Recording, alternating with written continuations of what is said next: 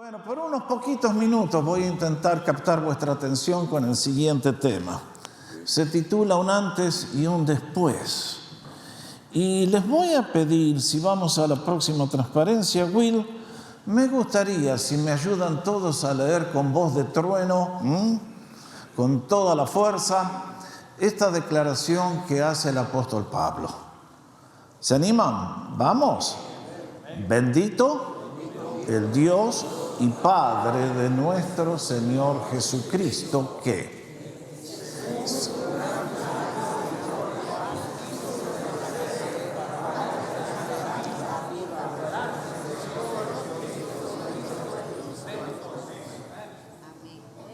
¿quieren que la leamos de vuelta?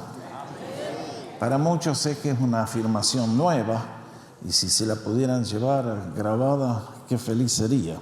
Dice: bendito el Dios y Padre de nuestro Señor Jesucristo, que, según su gran misericordia, nos hizo renacer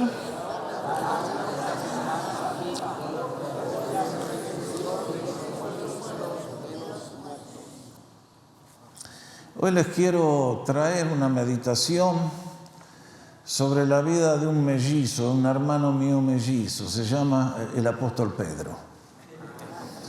Si Pedro fue su hermano mellizo, pastor, usted se mantiene bastante bien por la edad que tiene, Miren, digo esto porque cada vez que leo la biografía de Pedro, a quien llamamos el apóstol, me encuentro reflejado a mí mismo de una manera tan increíble que es como si fuera un espejo de mi propia vida. Si ustedes y yo hubiéramos conocido a Pedrito cuando era niño y le hubiéramos preguntado: Pedro, ¿qué te gustaría hacer cuando seas adulto? ¿Qué vas a hacer cuando seas adulto? ¿Qué creen que nos hubiera contestado? Y yo voy a ser pescador. Mi tatarabuelo fundó la compañía de pesquera acá en el lago de Galilea, y vivir en el lago de Galilea, qué paraíso, pescando, qué lindo trabajo. Y por generaciones esa familia tuvo el beneficio de tener el trabajo de la pesca. ¿Y qué más hubiera necesitado Pedro para tener una vida feliz? Sin embargo, jamás hubiera imaginado lo que Dios tenía preparado para él. Un día Pedro conoció a Jesús y su vida cambió de una manera dramática, de una forma que jamás hubiera soñado. Terminó haciendo cosas que ni en el sueño más salvaje, si le hubiéramos dicho: Pedro, cuando tenías 12 años, vos vas a hacer esto y vas a tener... Nos hubiera dicho: no, usted está loco, es imposible eso.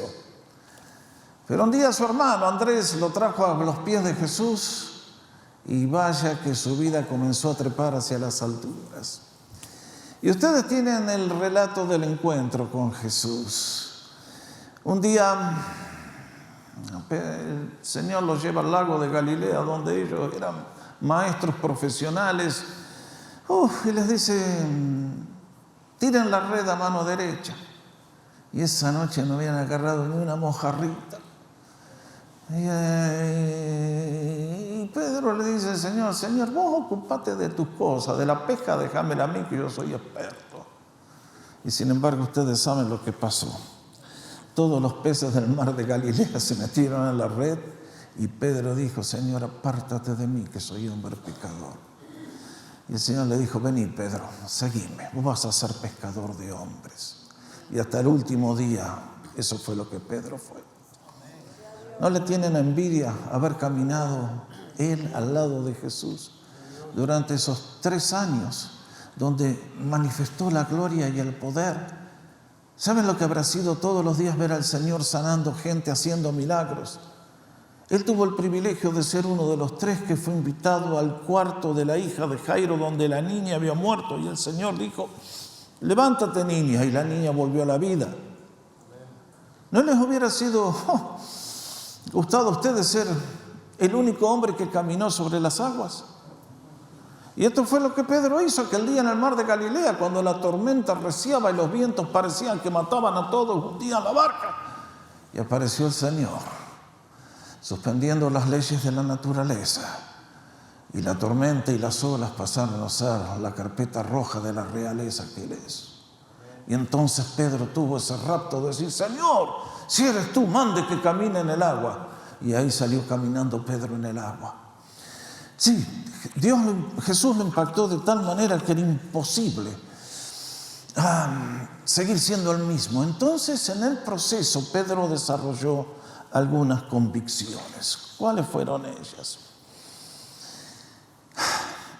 Al final del ministerio del Señor, la oposición ya se ha empezado a levantar y llega el día cuando el Señor tiene que confrontar a sus discípulos. Al ver las demandas del Señor, muchos en la multitud le dan las espaldas y se van, y el Señor le dice a los 12, ¿quiénes ustedes también? Y Pedro contestó con las palabras que están allí, Señor, ¿a quién iremos? Muy buena pregunta que en el día de hoy todos la tendríamos que hacer. Si dejamos a Jesús, ¿a quién vamos? Y entonces agregó, tú, solamente tú tienes palabras de vida eterna. Pocos días más tarde, ya quedaban poquitas semanas para la cruz, Jesús les reúne y les dice, ¿quiénes dicen la gente que soy yo? Y los discípulos contestaron, bueno, algunos dicen que eres Elías, Juan el Bautista, Jeremías, algunos de los profetas. ¿Y ustedes? Y Pedro exclamó con la declaración que tienen allí, tú eres el Cristo, el Mesías, el enviado de Dios, el Hijo de Dios. Y sobre esa confesión el Señor le dijo, bien, Pedro, muy bien. Y te digo, y entonces le hizo una promesa que tardaría tiempo en cumplirse. Pero habiendo recibido la bendición del Señor, leemos que por primera vez, luego de esa confesión valiente, el Señor les comenzó a enseñar algo para lo cual no estaban preparados. Y les dijo, miren, es necesario que el Hijo del Hombre vaya a Jerusalén. Lo van a maltratar, lo van a azotar, lo van a matar y sin embargo al tercer día resucitará. Y entonces Pedro, cuando escuchó eso, por eso digo que es mi hermano mellizo, yo hubiera hecho lo mismo. Viendo que al Señor venía algo que no podía comprender y que había sufrimiento, le dice, Señor, ten compasión de ti mismo. En ninguna manera te acontezca algo tan terrible, por favor. Y el Señor, pobre Pedro, se ligó un sermón, le dice, apártate delante de mí, Satanás. Mire, si yo le dijera eso a usted, perdemos la amistad inmediatamente, usted me da la espalda.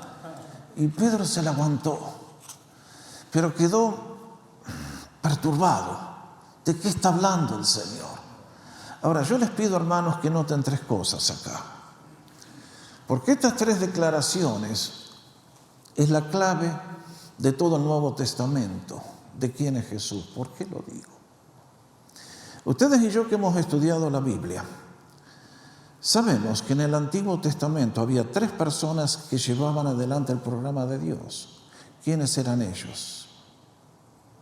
El profeta, el rey, el sumo sacerdote.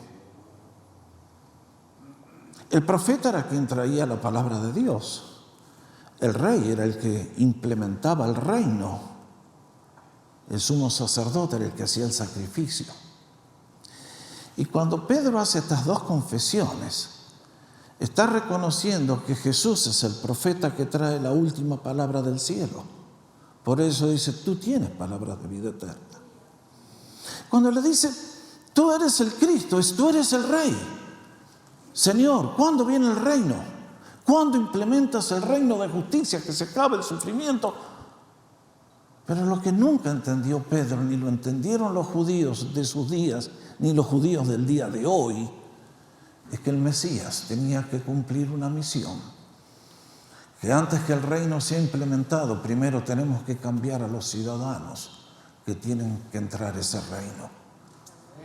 Y Jesús tenía que venir para tratar con el problema más grande que tiene todo ser humano, incluyéndome a mí como primero de todos. ¿Cómo un ser humano pecador puede presentarse delante de la presencia de un Dios infinitamente santo? Por eso Jesús tenía que venir a remover el problema principal. Tenía que venir y tratar con el problema del pecado humano, porque sin derramamiento de sangre no puede haber remisión, perdón de pecados. Pedro nunca lo entendió. Es por eso que pasan las semanas y leo el relato y los apóstoles ya no caminaban al lado del Señor. Lo seguían de atrás, lo seguían un poco a la distancia porque veían que algo había cambiado en el espíritu del Señor. Se lo veía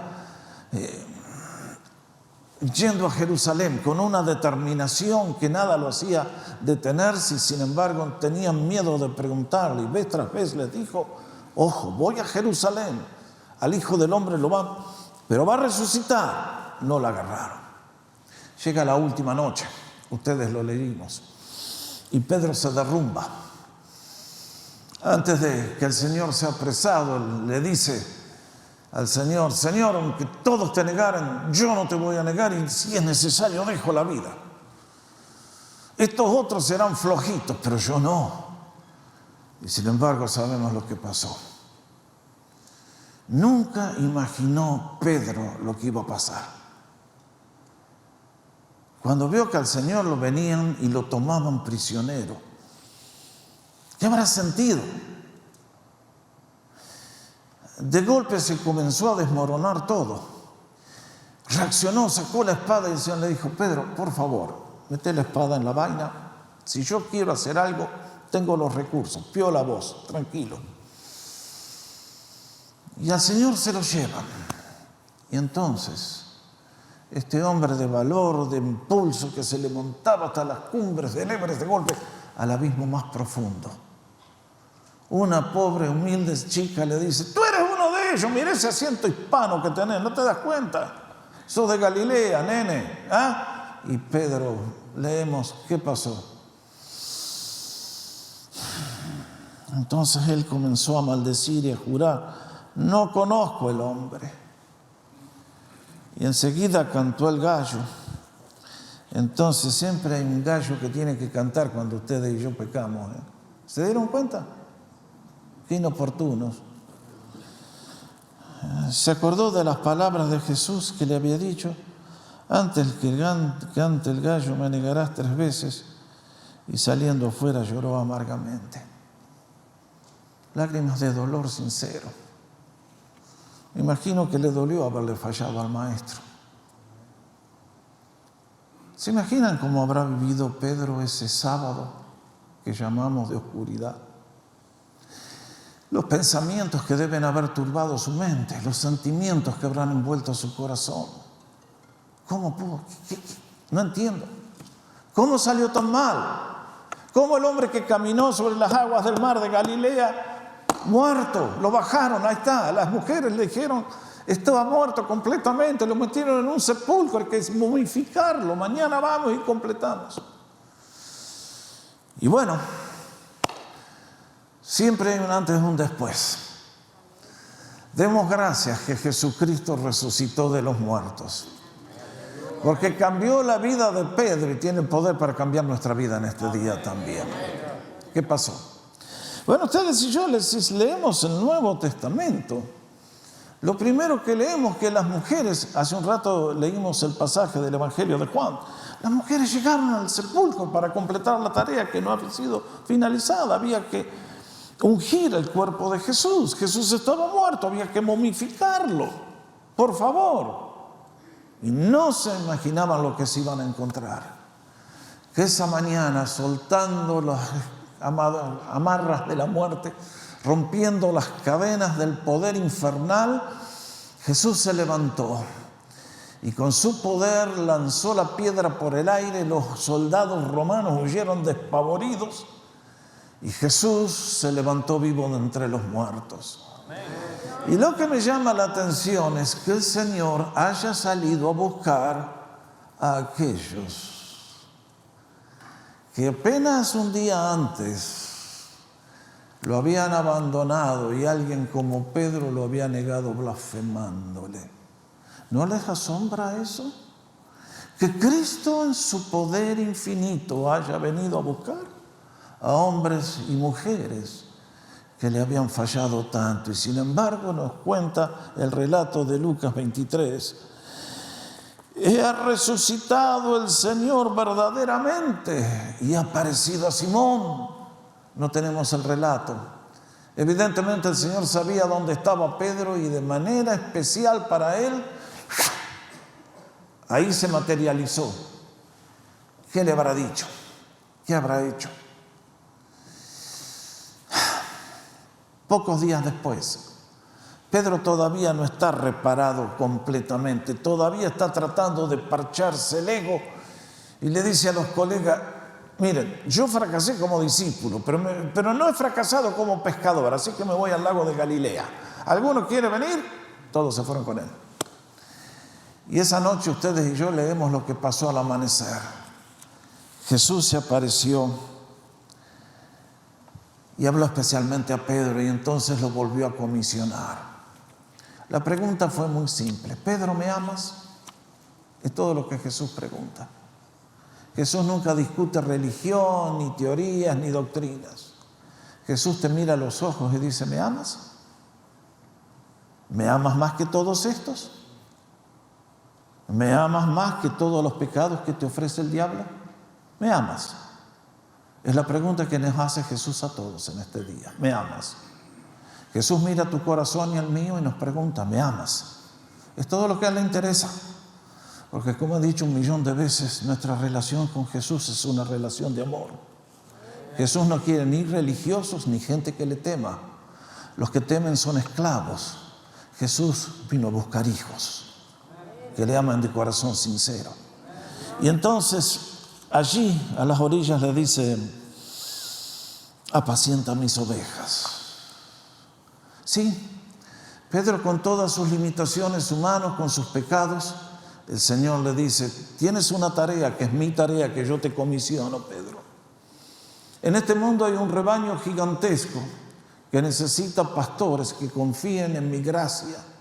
Y de la manera que yo te estoy extendiendo mi misericordia a ti, te pido que tú se las extiendas a ellos. Apacienta, pastorea mis ovejas. Qué llamado tan increíblemente glorioso y tan delicado. Y Pedro le metió, la tomó en serio. Evidentemente esos días que vinieron el Señor les dio instrucciones y luego de la resurrección me encuentro a Pedro que en las manos de Dios se convierte en un instrumento poderosísimo. ¿Y qué ocurre? El día de Pentecostés, cuando nace la iglesia, ¿quién es el vocero del cristianismo? Pedro, el que 40 días antes había fracasado y había negado el nombre del Señor, ahora bajo el poder del Espíritu, se levanta, confronta al mundo entero y el mundo invisible. Y Cristo es anunciado. Y con aquel sermón nace la iglesia que sigue viva hasta el día de hoy. Y pocos días más tarde, los gentiles, esos que los judíos decían los perros. Pedro no estaba preparado para tratar con esa gente. Y sin embargo el Señor lo amansó, le dio una visión y termina mansito en la casa de Cornelio. Y ustedes escuchan el relato, lo leemos juntos, capítulo 10 de Hechos. Pedro predica y el Espíritu Santo entra a todos ustedes y a mí, que no pertenecíamos a la raza de Israel, y hasta el día de hoy la iglesia sigue siendo la iglesia universal de judíos y gentiles unidos por el poder y el amor de Jesús. ¿Y quién abrió las puertas? Pedro. Y es por eso que al final de sus días, ya a los 60, encontramos la carta de 1 Pedro y ahí encontramos esta declaración que leímos juntos. Bendito el Dios y Padre de nuestro Señor Jesucristo, que según la abundancia de su gran misericordia nos hizo renacer para una esperanza viva por la resurrección de Jesucristo de entre los muertos. Y mis queridos, esta afirmación es una que ustedes y yo, si amamos a Jesús, la tendríamos que llevar al corazón. Porque tiene una síntesis tremenda. Lo primero que tengo en esta declaración es que Pedro no está llorando. Pedro está exclamando con alegría: bendito sea el Dios y Padre de nuestro Señor Jesucristo. Ahí no hay lamento, ni incertidumbre, ni nada. Hay un hombre que está seguro, gozoso, triunfante. ¿Cómo es posible? Bueno, muy listo. Es que ahora finalmente las piedras del rompecabezas han encajado todas y Pedro se da cuenta que en este mundo no hay un accidente, es toda la mano de Dios guiando de acuerdo a su sabiduría infinita y a su plan eterno. Amén. Nada ocurre fuera de su voluntad, su providencia controla todo. Amén. Y por eso estalla: bendito el Dios y Padre de nuestro Señor Jesucristo. Amén. ¡Qué hermosura! Eso es lo que decimos todos los que hemos tenido un encuentro personal con Jesús. Amén. Miro mi vida atrás. ¿Quién era yo antes de conocer a Jesús? Alguien como Pedro. Cuando Jesús lo encontró, le dijo: hola Simón, que quiere decir una caña débil. Le dijo: yo te voy a hacer Pedro, una roca firme. Y vaya que lo logró el Señor. Amén. Vean a este hombre. Y ahora al final del camino, a pesar de sus subas y bajas, de sus errores y sus pecados, ha sido redimido, ha sido salvo, y con toda seguridad estalla: bendito el Dios y Padre de nuestro Señor Jesucristo. Y uno dice: bravo Pedro, bravo que sí, claro que sí. Y entonces nos dice tres cosas. Lo primero que nos dice es que según su grande, su abundante misericordia. Me imagino que Pedro habrá mirado su vida para atrás y debe haber dicho: qué desastre mi vida antes de conocer a Jesús. Estaba bien, pero a la luz de lo que Cristo me dio, ¿qué es eso? ¿De qué me servía mi vocación, mi profesión, mis barcos, mis dólares por la venta de los fishes? Ahora, la gran misericordia y la abundante misericordia de Dios había cambiado la vida de Pedro. ¿Y qué cosa, Porque yo veo a Pedro, se los dije, mi hermano mellizo. ¿Cuántos errores cometió? ¿Cuántos he cometido yo? ¿Cuántos cometes tú por día? Y sin embargo, acá hay algo que me dice: por su abundante misericordia. La misericordia de Dios no es algo chiquitito, no es algo para una vez. Es algo infinito como es el ser de Dios. ¿No te asombra que Dios nos ame tanto y nos trate con tanta misericordia a ti y a mí, que somos unos eternos desagradecidos y nos limpiamos los zapatos con su amor? Oh, sí, por favor, según su grande misericordia. Si yo esta mañana le dijera a usted: tome un bucket, tome como dicen ustedes, un cubo, un balde, decimos en el idioma correcto de Argentina. Vaya a Santa Mónica y con ese bucket me vacía el océano. Podríamos hacerlo. No de ninguna manera. Porque el océano es demasiado grande para ser vaciado con un balde. Y quiero que lo recuerdes, hermano.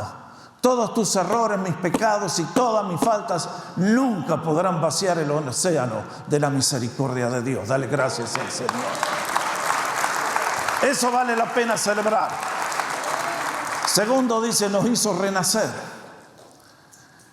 Esta es la obra de Dios en el alma humana cuando alguien viene con fe sincera a postrarse delante de Él y cree lo que Jesús predica. Que el Evangelio son buenas nuevas de salvación, destinados a hombres y mujeres manchados por el pecado, fracasados en todo lo que hacen, que no merecen entrar a la gloria. Pero Él es el que con su gran misericordia nos da el nuevo nacimiento. En estos días que hemos estado meditando sobre la cruz, ¿qué cambió a los caníbales? ¿Qué cambió a los de Groenlandia? El poder de Cristo, que nos hizo brillar su gloria en el alma y nos dio un nuevo nacimiento. Y desde ese día se acabó la vida vieja, se acabaron los pecados, se acabó todo. Cristo nos hace libres, nos da el poder del Espíritu Santo y ustedes y yo renacemos. ¿Para qué? Para una esperanza viva. Marque bien lo que dice. Ustedes y yo tantas veces hemos tenido una esperanza muerta. Yo escucho cada 4 años las promesas de los políticos y digo: bueno, esperanza muerta. Tantas veces hacen algo, pero la mayoría de las veces ni cumplen ni la 10ª parte de lo que prometen. Todos los años suben diciendo esto y después ustedes ya saben. Pero cuando Cristo hace promesas, Él nos llama a una esperanza viva. Ya lo explico en un minutito más. Quiero decirte, a ti que amas a Cristo, vive tu vida a la altura del privilegio que tienes. Porque lo nuestro es algo inmerecido que solamente Cristo nos da por amor, porque nos ama con un amor que usted y yo no le agarramos nunca. Y el Señor, sin embargo, a pesar de que como Pedro le negamos, sigue insistiendo, porque se ha propuesto llevar muchos hijos a la gloria. Y bendito aquel que tiene su nombre inscrito en el libro que él tiene. Confío que todos esta mañana puedan decir: mi nombre está escrito en el libro de la vida y Jesucristo es mi Salvador, mi Señor, y tengo una esperanza viva. Es lo mejor que nos puede pasar. Nuestro Señor nos confrontó con una pregunta: ¿de qué le sirve al hombre si gana el mundo entero y pierde el alma? Cristo salva nuestra alma mediante la obra de la cruz y el nuevo nacimiento. Y luego dice: ¿y todo esto por qué es posible? Por la resurrección de Cristo de entre los muertos. ¿Estamos de acuerdo, Pedro? Estamos absolutamente de acuerdo. Antes de la cruz, Pedro estaba enterrado. Sí, otra vez vuelvo a preguntarles lo que dije hace un instante. ¿Cómo habrá vivido aquel sábado? ¿Cómo habrá vivido? No tenía futuro. La muerte, la oscuridad. El viernes la injusticia, el pecado se coronaron, triunfaron. Y sin embargo, me imagino cómo habrá reaccionado Pilato y los sumos sacerdotes y los fariseos cuando se corrió la noticia. El sepulcro quedó vacío, los soldados huyeron aterrorizados, Cristo ha resucitado. Y desde ese día hasta hoy, Cristo está vivo y es Señor de la historia y está aquí con nosotros. Y uno dice: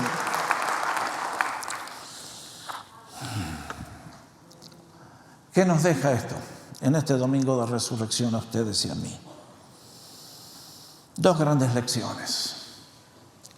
Primero, la resurrección demostró que Jesús es Dios. No lo olvidemos nunca. Romanos, el apóstol Pablo escribe: este es el evangelio de Jesús, y dice que fue declarado Hijo de Dios con poder según el Espíritu de Santidad por su resurrección de entre los muertos. Marquemos esa frase. ¿Qué hubiera pasado con Jesús si no se levantaba de entre los muertos? Dígame usted. Todas aquellas promesas preciosas que había hecho, ¿valían algo si él no se levantaba entre los muertos? Quedaban todas canceladas como meras palabras de un charlatán, de un palabrero. ¿De qué valieron todos sus milagros si después de todo él murió y ahí terminó todo? Cuesta creer. La Biblia dice que el ser humano sin Dios es un ser depravado y muerto espiritualmente, controlado por demonios. Y es la única manera que uno puede entender cómo es posible que alguien diga: Jesús nos resucitó de los muertos. Porque entonces nadie resucita. Entonces estamos todos perdidos. Cuando usted escucha un imbécil, un necio de esos, por favor, cambie el canal, no lo escuche.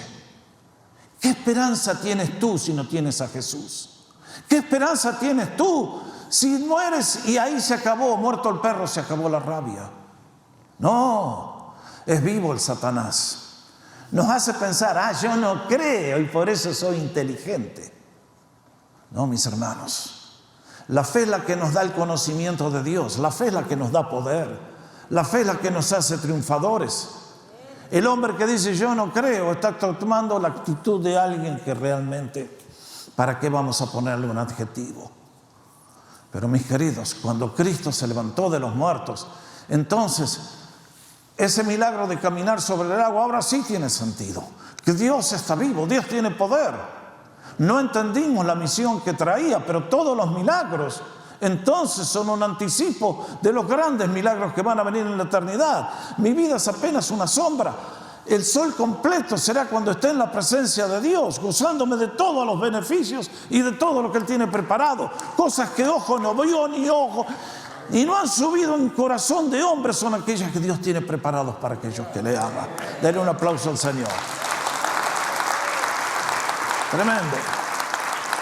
Y entonces uno verdaderamente, Jesús es el Hijo de Dios. Y cuando yo leo eso, esto descalifica a todos los pretendidos líderes religiosos. Anoche estaba preparando el PowerPoint y me gusta porque Microsoft te manda así, cosas así. Estás trabajando y al costado te aparecen ayudas para la presentación. Y en una de esas apareció la imagen de Buda. Qué interesante. Y digo, mira esto. Y uno dice, interesante, lo siento por Buda, por Confucio, por Mahoma, por todos. El único Hijo de Dios es Cristo Jesús. Porque Él se levantó de entre los muertos. Todos los demás son embaucadores y mentirosos. ¿En quién crees tú? ¿Quién será tu pastor a la hora de la muerte? ¿Quién te va a llevar del otro lado? ¿A dónde vas a ir? ¿Estás contestando esas preguntas? Espero que no seas de aquellos que son como el avestruz, que entierran la cabeza en la arena y piensan que ya está todo resuelto. Tú y yo tenemos cita con la muerte. ¿Quién te va a llevar al otro lado y a dónde vas a ir a parar? Jesús es el único que vale la pena, en quien poner la confianza. Y lo último que demostró Jesús con su resurrección, que todas sus promesas son absolutamente ciertas. El Señor hizo promesas que ningún ser humano pudo hacer. Él habla de cosas de la eternidad a la cual ustedes y yo no tenemos acceso para chequear si es cierto o no. Pero por la fe las adoptamos y vaya que nuestra vida cambia y se eleva y nos remontamos y al igual que Pedro decimos, bendito sea el Dios. ¿Por qué? Porque bueno, ahí tienen. La noche antes de ir a la cruz, ¿qué le dijo Jesús a sus discípulos? Y a nosotros y a mí y a ti que tenemos fe en Él. No se turbe vuestro corazón. ¿Está mal la cosa? ¿Te falta trabajo? ¿Estás con algún problema de diagnóstico médico? Bueno, tranquilo. No te inquietes. Si ustedes creen en Dios, crean también en mí. Qué tremendo el Señor. Él no tenía complejo, Él no era políticamente correcto, lo siento mucho. Él dijo, crean en mí. That's it. Y tú y yo creemos en Jesús y tenemos vida eterna, o no creemos en Jesús para perdición del alma. Y dice, en la casa de mi Padre muchas mansiones hay. De otra manera se los hubiera dicho, voy pues a preparar un lugar para ustedes. Bendito sea el Señor. Y entonces esta es la promesa que estamos esperando. Y si voy y les preparo lugar, vendré otra vez y los tomaré conmigo, para que donde yo esté, ustedes también estén. ¿Te interesa esa promesa? El primerito que levanto la mano, el primerito, ¿qué es? ¿Por qué promesa, Señor? Sí, no, mi vida no es un accidente. Mi vida responde a un plan eterno que trazó con su mente infinita y un día me mandó a este mundo. El 24 de agosto de 1950 el mundo fue iluminado por mi nacimiento. Queridos, cuando ustedes y yo tenemos fe en Jesús, ustedes no somos ni monos ni gorilas, somos hijos de Dios. Gloria a Dios, vamos. La gente nos desprecia. Yo los miro y digo, pobrecito, míralo. Maneja un Rolls Royce, pero con ese carro se lo va a llevar, lo va a poner en un New-Haul y se lo va a llevar al cementerio. Sí, dale. No, queridos, ustedes y yo esperamos cielo nuevo y tierra nueva donde mora la justicia, donde Cristo será el Rey y el reino de Dios será consumado y ustedes y yo vamos a reinar con Él por los siglos de los siglos. ¿Todo por qué? Porque Cristo murió, porque me amó y resucitó de entre los muertos para mi justificación y darme vida en abundancia. Esto es un mensaje que vale la pena predicar. ¿Quiénes lo reciben? Los que tienen fe. Tristemente, si alguien me dice yo no tengo fe, entonces está en bancarrota. Nadie lo puede salvar. Es por eso que en este día proclamamos a un Cristo vivo, a un Cristo que sigue transformando vidas. Dime, llegaste este domingo como Pedro, habiendo arruinado tu vida, habiendo hecho todas las decisiones erróneas, habiendo cometido todos los pecados. Dice Pedro, bendito el Dios y Padre, que por su gran misericordia en este día te puede hacer resucitar para una nueva vida y un nuevo comienzo. Para una esperanza sin fin, una esperanza eterna, viva. Es por eso que en este día la resurrección de Cristo hace toda la diferencia. ¿Lo comprendes? Lo estás viviendo. La resurrección trajo una nueva vida a Pedro, puso una canción en sus labios. ¿Y qué les voy a decir? Nos ponemos de pie todos los que tenemos fe y leemos juntos como una declaración a todas las huestes infernales que nos miran y a todos los ángeles que elevan nuestra alabanza a la gloria de Dios. Leamos juntos: bendito el Dios y Padre de nuestro Señor Jesucristo.